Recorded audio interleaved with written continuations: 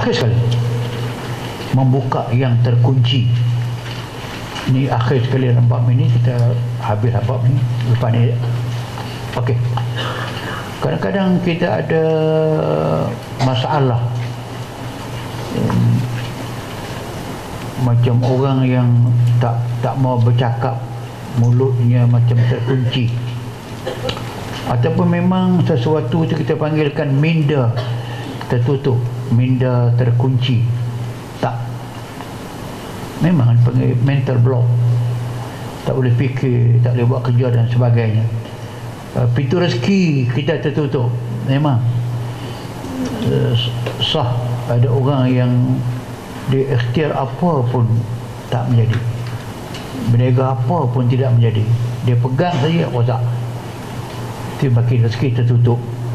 Masalah yang dirasakan besar dan tertutup jalan keluarnya, macam dia terkunci rasa tak ada jalan keluar.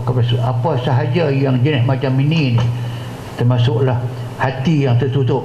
Hati yang tertutup melakukan amalan soleh. Tengok contoh, kenapa yang tertutup hati orang daripada nak pergi buat haji, duit dia cukup dan lebih, dia sihat badan dan sebagainya, tapi sebut haji saja satu. Kedua, tertutup hati, tak mau berkahwin. Sebut kahwin, dia akan anggap punguh. Masa muka, mak pantang sebut, ayah sebut, habislah. Kenapa tertutup? Tertutup ini sampai ke peringkat, saya ada pengalaman seorang, satu pasangan tak mau pergi ke haji atas alasan dia duit tak ada. Kebetulan abang, adik dia ni orang yang berada, kawan saya kata kat adik dia, saya kesian rapat dengan saya kata, kamulah pergi bagi duit dekat dia suruh dia pergi haji. Okey, dia pergi suruh abang dia dengan kakak dia pergi haji, saya tanggung ke semua duit. Dia kata, aku mau ada duit hang simpan lah. Dia kata, mau duit saya. Kata abang, bila nak pergi haji ni, sampai suruh aku pergi sampai abang dia arrangekan saya berjumpa dengan adik dia, arrange saya jumpa dengan abang dia, cerita apa dia makna seru. Saya ceritalah, seru itu ialah wahyu Allah sampai kepada kita, wa azzin bin nasi bil haji ya'tu karijala wa atimul hajj wal lillah. Baca Al-Quran, dia dengar buat bodoh ya. Saya ingat saya tak tahu ke ayat tu. Saya ingat saya tak tahu ke? Saya kata, tahu tu satu, amalan satu. Kalau tahu sahaja tak beramal buat apa? Tahu apa? Nanti saya uruskan sendiri pergi ke haji. Jangan paksa saya dah duit. Tak apa. Tahun itu ni cerita ni masa tidak kota macam sekarang ni. Kita kata package boleh. Okey. Rupanya dia tak mau pergi ke haji dan dia habaq dekat anak dia, pergi habaq semula dekat Arundin tu, dia jaga kubur dia, saya jaga kubur ayah.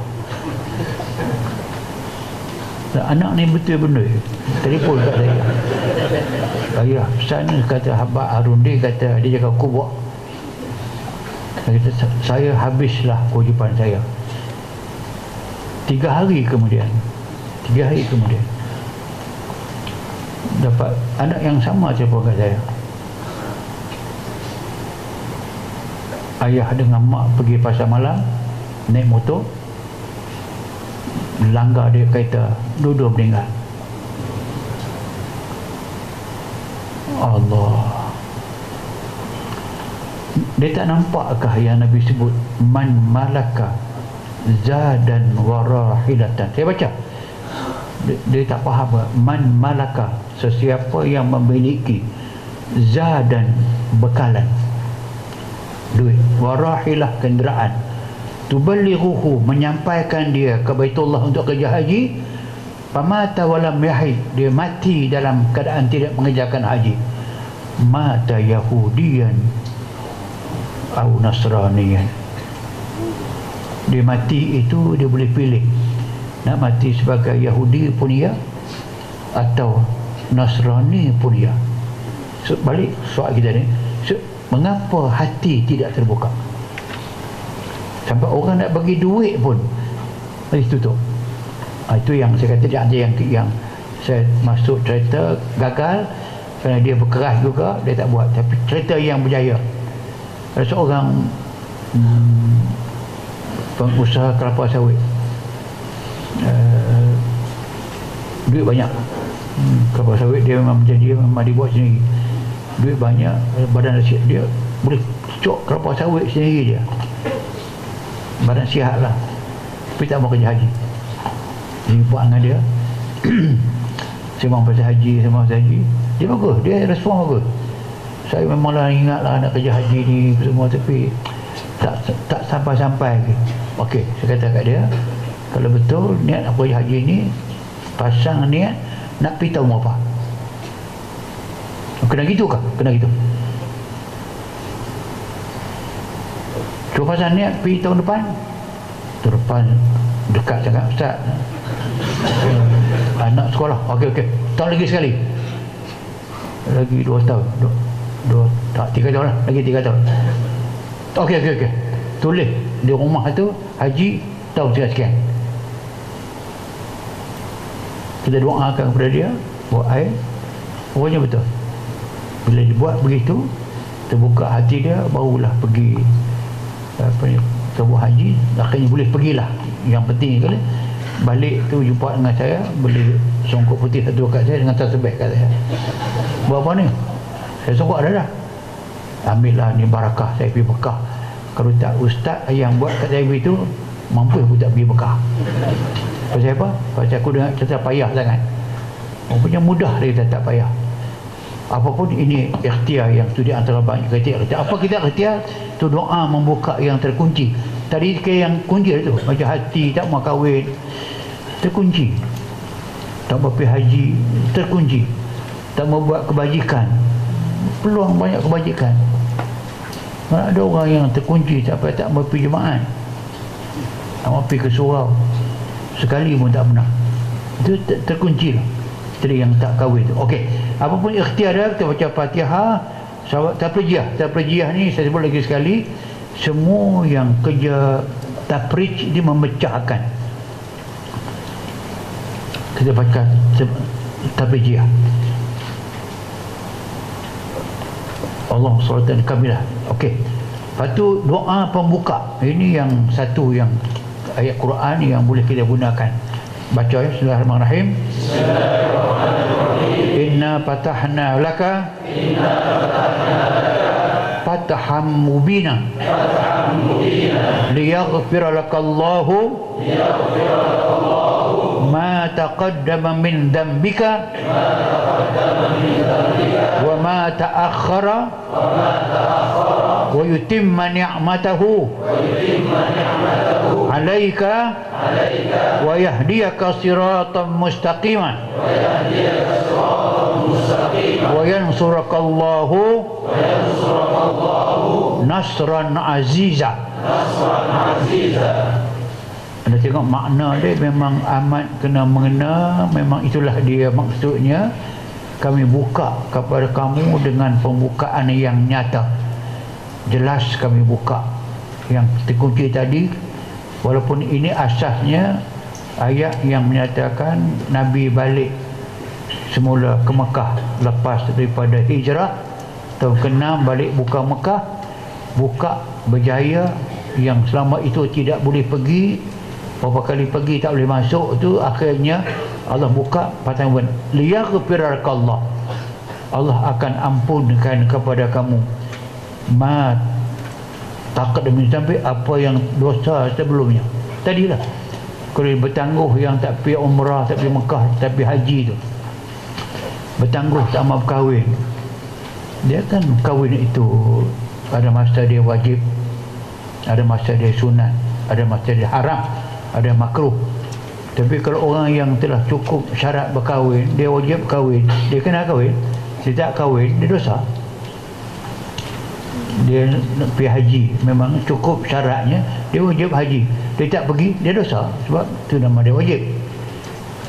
Apapun, macam dia kena pergi buat segala kebaikan, apa saja yang tertutup, hati yang tertutup untuk menerima nasihat, memang dia dosa lah, dia tak menerima nasihat.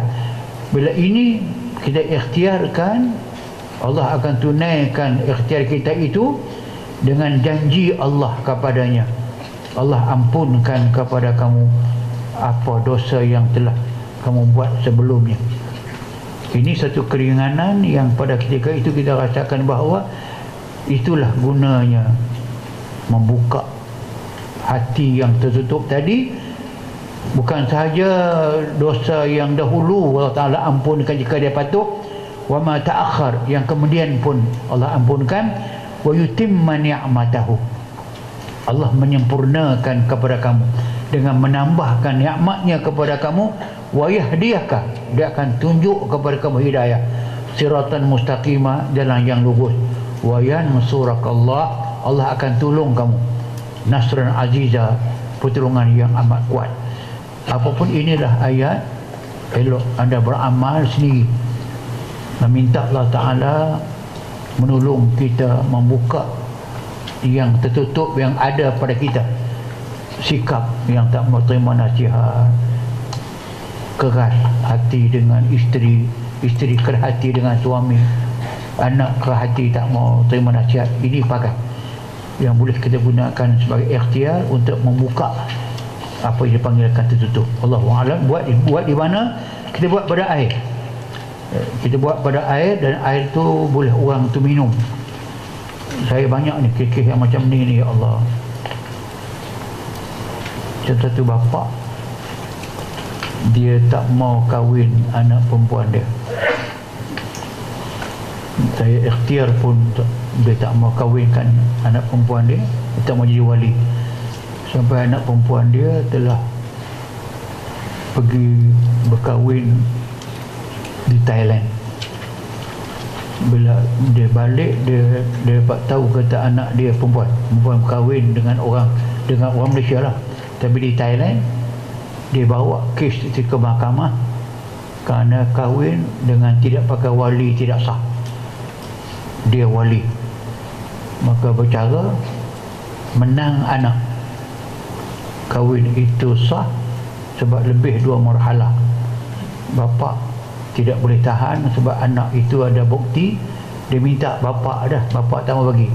Okey, dia appeal kes tu ke mahkamah tinggi. Dia salah di mahkamah qadi, appeal mahkamah tinggi. Bila pergi cara mahkamah tinggi, bapa tu jumpa dengan saya, nak tolong, nak bagi menang macam apa.